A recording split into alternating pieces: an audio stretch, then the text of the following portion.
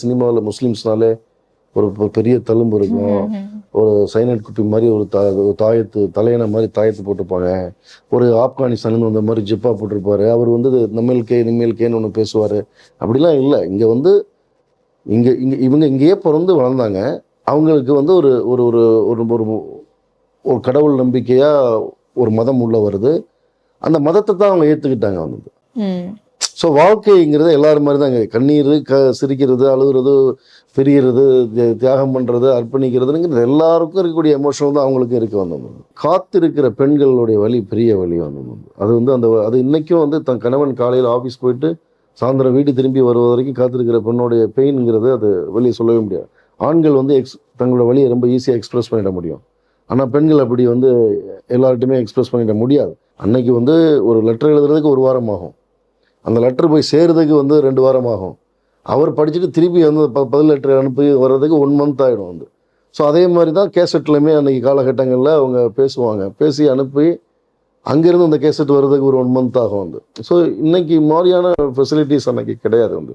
ஸ்பெசிஃபிக்காக பார்க்க போகிறோன்னா முஸ்லீம் வீடு அப்படின்னு சொன்னாலே வந்து தனியாக தெரியும். ஒரு தெருவில் போனாலே கலர்ஃபுல்லாக இருக்குது, டிஃப்ரெண்ட்டாக இருக்குது அப்படின்ற மாதிரி தனியாக தெரியக்கூடிய சமயத்தில். ஆனால் உங்கள் படங்களில் பார்க்கும்போது ஒரு காமன் பெர்ஸ்பெக்டிவ்ல கொஞ்சம் டிஃப்ரெண்ட்டாக இருந்தது. ஸ்டைலே கொஞ்சம் டிஃப்ரெண்ட்டாக இருந்தது. அந்த ஒரு விஷயம் இன்க்ளூட் பண்ணதுக்கான ரீசன் என்ன சார்? இல்லை, அவங்க தனியெல்லாம் கிடையாதுங்க. ஆக்சுவலி நம்ம சினிமாவில் பார்க்கக்கூடிய விஷயங்கள் வந்து சினிமாவில் முஸ்லீம்ஸ்னாலே ஒரு பெரிய தழும்பு இருக்கும். ஒரு சைனட் குப்பி மாதிரி ஒரு தாயத்து தலையணை மாதிரி தாயத்து போட்டிருப்பாங்க.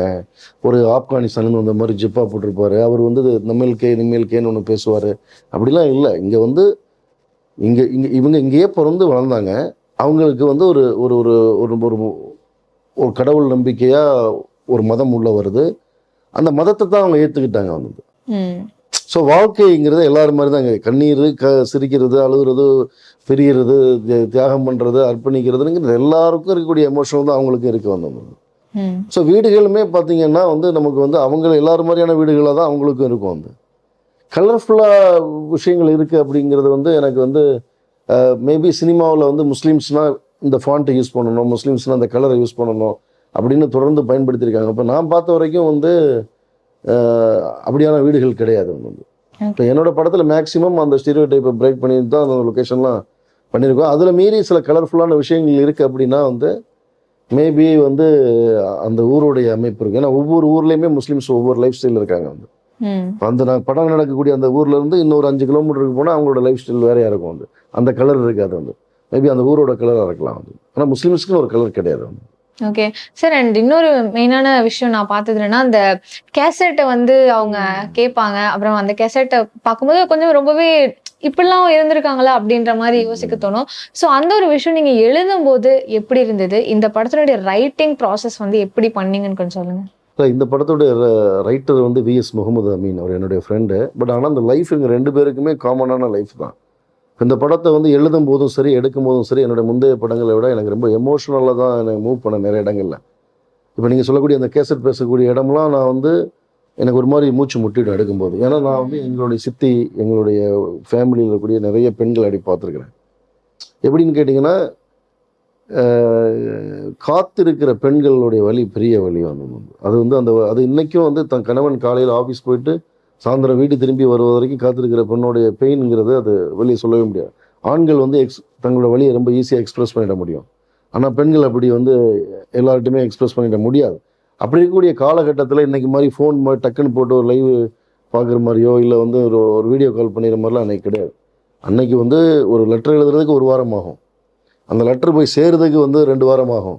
அவர் படிச்சுட்டு திருப்பி வந்து பதில் லெட்டர் அனுப்பி வர்றதுக்கு 1 மந்த் ஆகிடும். வந்து ஸோ அதே மாதிரி தான் கேசட்லையுமே அன்றைக்கி காலகட்டங்களில் அவங்க பேசுவாங்க. பேசி அனுப்பி அங்கேருந்து அந்த கேசட் வர்றதுக்கு ஒரு 1 மந்த் ஆகும். வந்து ஸோ இன்றைக்கி மாதிரியான ஃபெசிலிட்டிஸ் அன்றைக்கி கிடையாது. வந்து ஸோ அந்த இடமெல்லாம் நான் எழுதும் போதும் படத்தில் ஷூட் பண்ணும்போதுமே ரொம்ப எமோஷ்னலாக நான் ரொம்ப மூவ் ஆகி எடுத்த சீன்ஸ் தான். வந்து இன்னைக்கு நிறைய மாறி இருக்குது.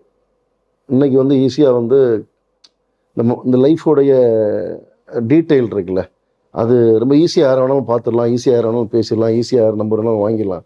அப்படி இருக்கக்கூடிய காலகட்டத்தில் இதுக்கு முன்னாடி ஜென்ரேஷன் எப்படி இருந்தாங்க அப்படின்னு இன்றைக்கி இருக்கிற குழந்தைகளுக்கு, இன்றைக்கி இருக்கக்கூடிய இந்த ஜென்சி கிட்ஸ்க்கு வந்து உங்கள் அம்மா, உங்கள் அப்பா, உங்கள் தாத்தா, உங்களுடைய மாமாக்கள் எப்படி இருந்தாங்க, மாமிகள் எப்படி இருந்தாங்கிறத காட்டுறதுக்கான ஒரு ஒரு விஷயமாவும் அதை கேப்சர் ஓகே. பண்ணுவோம். இந்த படத்தினுடைய டெக்னிக்கல் ஆஸ்பெக்ட்ஸை பத்தி பேசலாம் சார். இந்த படத்தினுடைய ஒளிப்பதிவு அப்படின்னு சொல்லும்போது நீங்க சொல்லுங்க, எந்தெந்த மாதிரி ஷூட்டிங் லொகேஷன்ஸ்ல நீங்க ஷூட் பண்ணீங்க, அதுக்கான லொகேஷன்ஸ் எப்படி செலக்டிவா பார்த்து எடுத்து பண்ணீங்க? இந்த படத்துடைய சினிமாட்டோகிராஃபர் வந்து மகேஷ் முத்துசாமி. இப்போ இந்த படம் வந்து 1980s ஸ்டார்ட் ஆகுது. ஆனால் எங்களுக்கு வந்து என்னென்னா, எங்களுக்கு வந்து 80s ஊர் இப்போ கிடையாது. ஆமா. ஸோ அப்போ எங்களுக்கு செட்டு போடுறதுக்கான பட்ஜெட்டும் கிடையாது வந்து. அப்போ எங்களுக்கு ஒரு பழைய வீடு, பழைய தெரு வேணுங்கிறதுக்காக கிட்டத்தட்ட நாங்கள் வந்து ஒரு 3 மாதமாக தேடி அலைஞ்சு ஒரு வீட்டை கண்டுபிடிக்கிறோம். அந்த வீடு எதுனா, நீங்கள் படத்தில் கஸ்தூரிராஜாவா வீடு வர வீடு வந்து ஒரு பிராமின் ஐயங்கார் வந்து அக்ரஹாரத்தில் இருக்க வீடு தான் அந்த வீடு வந்து. இப்படி ஆப்போசிட்டா நீங்க ஆமாம் ஆமாம், கஸ்தூரிராஜா யூசுஃபா நடித்தார். ஒரு ஐயங்கார் வந்து யூசுஃபோட வீடை தராரு.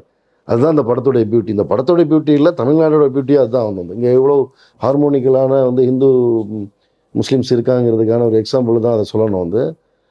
இதில் என்னென்னா, கேமராமேனுக்கு வந்து அந்த வீடு வந்து நாங்கள் வந்து தெரு ஒரு இடமா இருக்கும், வாசல் ஒரு இடமா இருக்கும், உள்ள இடமா இருக்கும், மாடி ஒரு இடமா இருக்கும். ஸோ அதனால் என்னென்னா, அவருக்கு நாங்கள் பிரித்து தான் எடுப்போம். கட் பண்ணி தான் எடுப்போம். அந்த படத்தில் அது தெரியாத அளவுக்கு ரொம்ப அழகாக மேட்ச் பண்ணார்.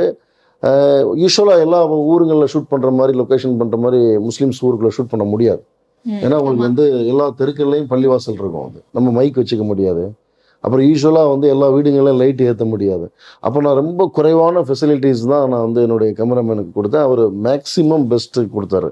அதில் என்ன பெஸ்ட்டு பண்ணணும்னா, இந்த படம் இன்றைக்கி ரொம்ப சோல்ஃபுல்லாக இருக்குது அப்படின்னா, இன்றைக்கி படம் பார்க்குற எல்லாருமே சொல்கிறாங்க, அப்படியே ஒரு வீட்டை எட்டி பார்த்த மாதிரி இருக்குது, அப்படியே ஒரு ஊருக்கு போயிட்டு வந்த மாதிரி இருக்குது அப்படின்னா, அது அவருடைய சினிமாட்டோகிராஃபி ஸ்டைல் தான் வந்து. கேமராமேன் மியூசிக் டைரக்டர் சாம் சிஎஸ் வந்து எனக்கு அவரை பர்சனலாக ரொம்ப பிடிக்கும் வந்து. இதுதான் நானும் நிறைய மியூசிக் டைரக்டரை கேட்டால் அவங்க யாருமே பண்ணலை. ஸோ இப்போ எனக்கு பண்ணுறேன்னு வந்தவர் சாம் சிஎஸ் வந்து. அப்போ எல்லாருமே என்கிட்ட சொன்னாங்க, அவர் ரொம்ப சவுண்டாக ஹாரர் படங்களுக்கு, த்ரில்லர் படங்களுக்கு பண்ணுவார். சாம் சிஎஸ்னாலே ரொம்ப லவுடாக தான் இருக்கும். ஆனால் உங்கள் படம் அப்படி இல்லையே அப்படிங்கிற மாதிரி என்கிட்ட எல்லாரும் சொன்னாங்க. நான் எனக்கு அவருடைய மலையாள படங்கள் கேட்டிருக்கேன், படங்களில் பண்ண பாடல்கள் கேட்டிருக்கேன். ஸோ எனக்கு எப்போவுமே வந்து என்னென்னா, அவருக்கு அந்த மாதிரி படங்கள் பண்ணுறவங்களுக்கு ஒரு நல்ல மெலடியான ஒரு படத்துக்கு வெயிட் பண்ணுவாங்க. ஸோ வந்து அவங்க மேக்ஸிமம் அதில் எஃபர்ட் போட்டு ப்ரூஃப் பண்ணுறதுக்கிட்டே இருப்பாங்க. அப்போ நான் அவர்கிட்ட போய் மீட் பண்ணேன். அவரும் அப்படி தான் வெயிட் பண்ணிட்டு இருந்தார். எனக்கு இப்படி ஒரு படத்துக்காக வெயிட் பண்ணுறேன் சார்னு சொன்னார்.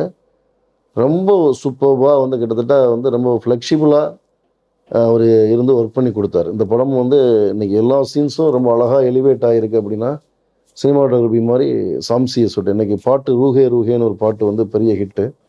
இன்றைக்கி வந்து எல்லா சாங்ஸுமே இந்த ரீசன்ட் டைமில் நிறைய பேர் சொல்கிறாங்க, இவ்வளோ எல்லா பாட்டுமே ஹிட்டான ஆல்பம்ங்கிறது ஹபீபி தான் அப்படின்னு. அது சாம் சிஎஸ் கொடுத்த ஒத்துழைப்பு தான், அவருக்கு தேங்க் பண்ணிக்கிறேன் வந்துட்டு. ஓகே.